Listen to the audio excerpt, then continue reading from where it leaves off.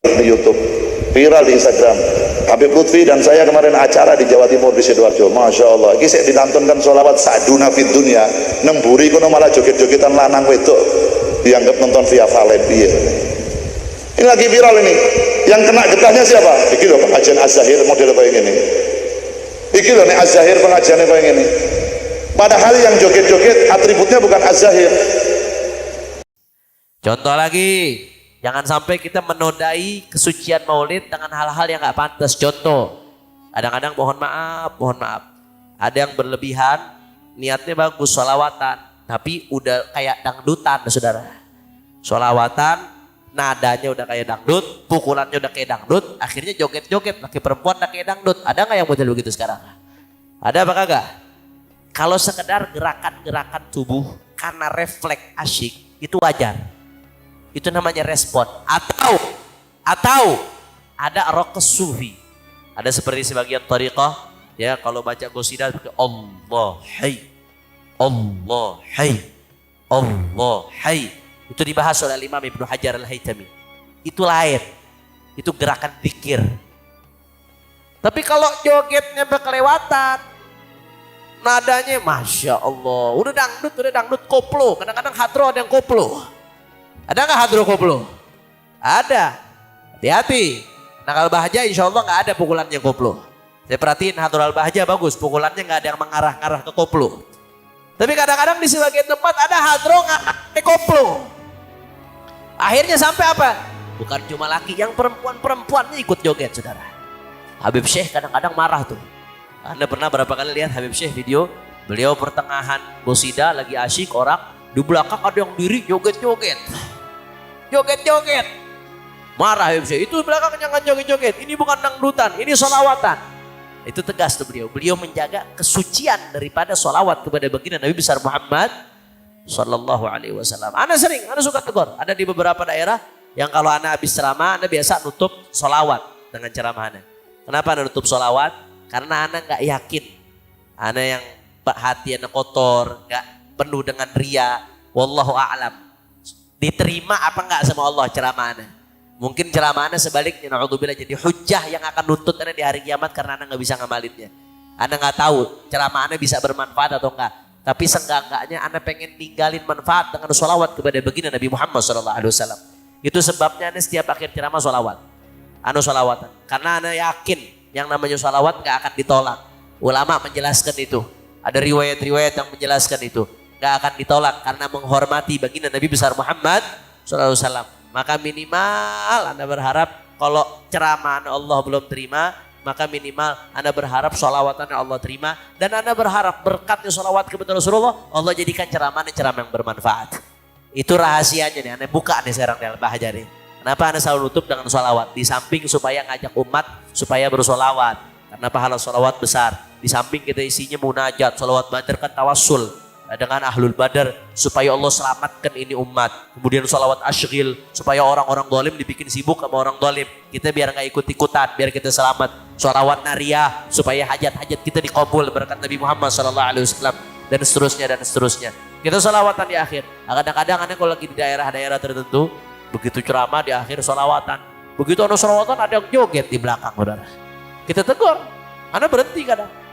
Stop, jangan ada yang joget. Ini sholawatan bukan dangdutan. Joget sampai diri sampai goyang-goyang. Ini sholawatan bukan dangdutan. Ente lagi nyebut Nabi Muhammad SAW. Ente sedang menyebut sosok yang bisa menyelamatkan kau di yaumil qiyamah. Ente sedang menyebut sosok yang diagungkan oleh Allah Subhanahu wa taala. Pantas ente joget seperti itu. Maka la yab'ud, enggak berlebihan kalau Anda mengatakan jangan kotori maulid kita dengan joget-joget. Jangan. Itu jadi celah buat orang-orang yang anti maulid, buat ngantem maulid. Jangan sampai, kalau kata ulama, al-Islam mahjubun bil muslimin. Kadang-kadang Islam ini dihujat bukan karena Islamnya. Islamnya sempurna. Tapi kadang-kadang gara-gara kita orang Islamnya yang gak bisa ngamalkan Islam dengan baik, akhirnya Islam jadi dihujat. Begitu juga ini nih, maulidnya udah bagus. Tapi sekarang gara-gara kita nih pecinta maulid, yang kadang-kadang gak bisa menghormati maulid dengan baik, akhirnya maulidnya dihujat. Bukan gara-gara maulidnya, dia gak nemu celah di maulidnya. Tapi dihujat gara-gara ulah kita yang mengotori maulid, dengan hal-hal yang tidak diridhoi oleh baginda Nabi besar Muhammad SAW. Pokoknya bayangkan di maulid, bagi yang menceramah, bagi yang hadir, bagi panitia, bayangkan jangan kau lakukan di dalam maulid kecuali hal-hal yang diridhoi oleh sahibul maulid sallallahu alaihi wasallam. Jangan kau buat di dalam maulid penceramah kata-kata yang kau sampaikan, niat yang kau tuju, begitu pula yang lainnya panitia, begitu pula hadrohnya, begitu pula yang hadir. Kadang-kadang ada yang ngerayain maulid datang tapi goncengan sama pacarnya, ada apa kagak begitu tuh? Itu namanya maulid sekaligus modus, saudara. Maulid tapi goncengan bawa cewek. Kau mau rayakan maulid Nabi, gembira terhadap Nabi, tapi kau menodai hati Nabi dengan maksiat. Jangan kau lakukan di dalam acara maulid Nabi kecuali hal-hal yang bisa menggembirakan hati sahibul maulid baginda Nabi besar Muhammad sallallahu alaihi wasallam. Salawatan yang diiringi dengan musik dan joget-joget layaknya konser. Hal tersebut digunakan oleh orang yang tidak suka dengan majlis salawat untuk semakin memojokkan orang yang mengadakan majlis salawatan dengan dalih bahwa diperbolehkannya hadroh dan musik mengiringi salawatan. Namun lama-kelamaan menjadi semakin liar. Jadi ada salawatan dangdutan, salawat jazz, bahkan rock yang akhirnya malah merendahkan salawat itu sendiri. Padahal dalam majlis salawat sendiri ada syiar dakwah di dalamnya. Mohon nasihat untuk semua Buya, baik yang mengadakan salawat dengan joget maupun untuk orang yang tidak menyukai majlis. Terima kasih. Wassalamualaikum warahmatullahi wabarakatuh. Waalaikumsalam warahmatullahi wabarakatuh. Begitu pentingnya ilmu, atau paling tidak jika orang tidak punya ilmu, dia pengen tahu tentang ilmu, maka itu nantilah ilmu yang akan menyelesaikan permasalahan. Mengajak orang kepada kebaikan, bahasa istilah mengajak adalah sebuah kebaikan. Akan tapi kalau kurang ilmu, bisa jadi salah, bukan menjadi sebuah kebaikan. Membangun masjid bagus, ya. Siapa bilang bangun masjid jelek? Untuk sholat kok. Tapi kalau ternyata programnya ngerahkan copet sama perampok sama pelacur, nah kan jadi kacau. Tujuan sebaik apapun, kalau caranya tidak baik, maka tidak akan sampai kepada tujuan.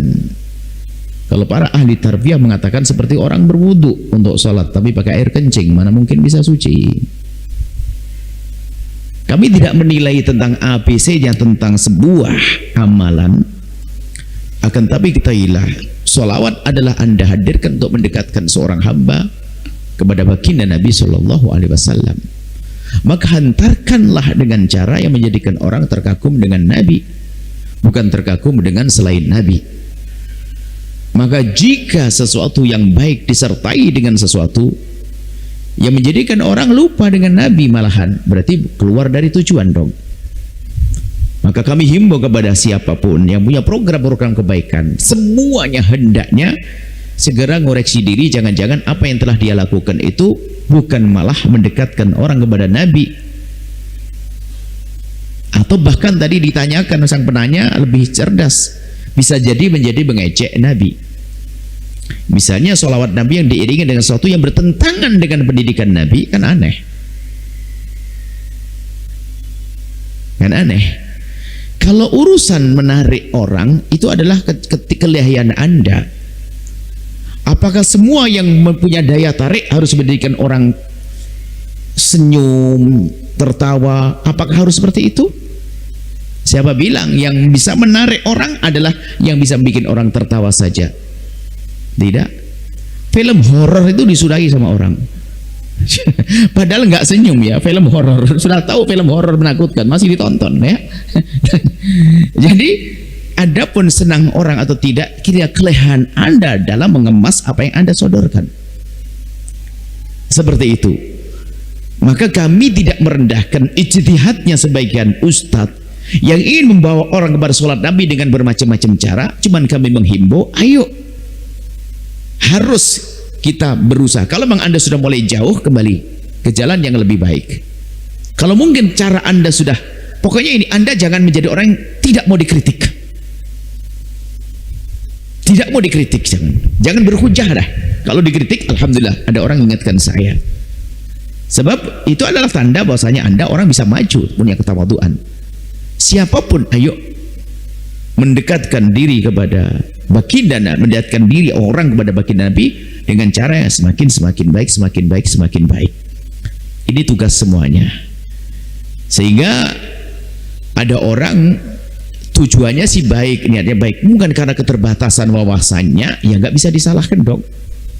Mungkin bagi dia itu sudah dianggap sebuah kebaikan. Maka kita tidak bisa mencaci orang semacam itu, dasar kau bodoh, kau bulak, lah dah. Oh, dia setahunya itu. Makanya dari mimbar mulia ini kami ajak siapapun Anda yang mengajak mendekatkan orang kepada baginda Nabi dengan cara yang mungkin kurang tepat, ayo kita berbenah dong. Syiar baginda Nabi, syiar kerinduan kepada akhirat, syiar kekhusyuan, syiar akhlak mulia, syiar bekti kepada orang tua. Syiar ini kan perlu kita angkat, disitulah. Bukan hanya ramenya gawe tapi nggak ada makna. Kan begitu. Jadi ayo kami tidak mengatakan bahwasanya karena itu langsung kita justice, biarpun terlihat salah, tapi bisa jadi maksudnya benar, cuman dia belum tahu cara yang paling benar. Belum yang benar. Suatu ketika ada satu orang yang begitu semangat menyekolahkan anaknya. Coba, kita tidak tega menegurnya seketika itu juga. Dengan bahasa yang sangat polos, alhamdulillah saya bisa mondokkan anak saya, dan untuk jaminannya agar dia aman karena sekolahnya kan mondok yang bayar, dia cerita bahwasanya saya telah menitipkan uang sejumlah ini di sebuah bank, dan nanti dari bunganya itu Buya sudah cukup untuk biaya sekolah anak saya. Masya Allah, orang ini niatnya baik. Apakah langsung saya caci kalau itu? Ya ada saya salah, dia belum mengerti kan. Subhanallah, setelah 1 tahun ngomong, kenapa Buya tidak ngomong ke saya dari itu? Lu kamu pengennya baik kan, pelan-pelan nanti kan dengar sendiri.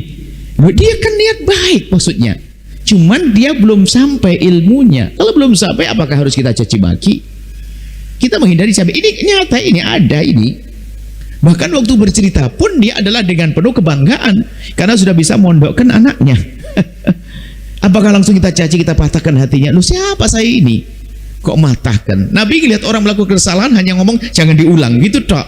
Baru nanti dijelaskan nanti. Jangan diulang, kencing di masjid. Mana ada baiknya kencing di masjid? Sahabat Nabi marah mau ke dia, stop, jangan. Nah gitu, ntar dulu. Pertama dia belum mengerti. Kemudian kalau ente usir lari, Nabi apa? Kencingnya bagaimana-mana, tambah parah nanti. Bisa saja dia kencing sakit macam-macam. Tak tanya apa? Mendengar Nabi menyetap, kencingnya berhenti, ngelihat wajah Nabi langsung, ini saya mau dipukuli pengikutnya, ini kok baik banget orangnya, masuk Islam. Ya kan, perlu kita. Jadi tolonglah kalau melihat sesuatu jangan, biasanya ini kesombongan kita, mungkin kita adalah termasuk grup sholawat yang paling bagus syar'i, sehingga gampang mencaci yang kurang syar'i. Loh, ini kan kesombongan, congkak dalam beragama. Kalau sholawat tuh gini loh, ente ini apa mensesatkan orang. Loh, kenapa kita jadi seperti itu kok, kayak iblis ana khairun minhu? Nah, kalau memang Anda melihat kesalahan, yuk pendekatan, kita berkumpul atau sebagainya. Termasuk yang kami sampaikan, kami tidak mencaci Anda yang mungkin secara hukum adalah salah, tapi Anda mengajak Anda untuk merenung untuk menjadi lebih baik, itu saja. Dan semua dari kita hendaknya siap untuk menjadi lebih baik, siap diingatkan, dan kita tidak biasa mencaci. Tapi tolonglah semua kesadaran. Dan memang Anda yang memang kebablasan seperti penanya, iya, solawatnya menjadi bukan, tidak ada nuansa solawat, tidak ada rohaniat, hanya orang ketawa-ketawa, bahkan mungkin tidak ada batasan laki perempuan, sehingga kalau bicara maksiat ada maksiat.